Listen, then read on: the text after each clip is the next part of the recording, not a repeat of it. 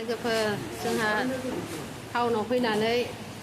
थाइगिर मैगं ना लाबाय ओमफ्राय दा आं साहा दखानाव फिसा साहा दखानाव हाबबाय आरो होंगो दोंगोथारनो ओमफ्राय दा आब'खौबो लोगो मोनबाय आंजों साहा लोंबाय जोंलाय रेस्टुरेन्ट जाबाय आब' थांखि बाजाराव फैदों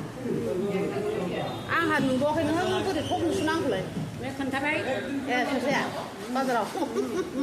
नै होख्लायलांदां ए आहार बानलुसो लादोंमोन फनाव मा बायदों स्प्रिं जालाबायनो दिनै आलदा मेथाइ गोथावना स्प्रिंआबो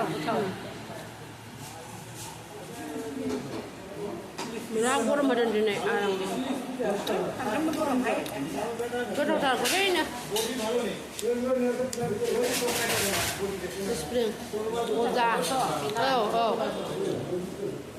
ओंखायनो दखान फिसा फिसा सारनांगौ दखान फिसा फिसा साबा सुपा ना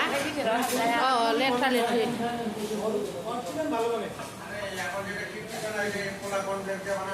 गोथावथार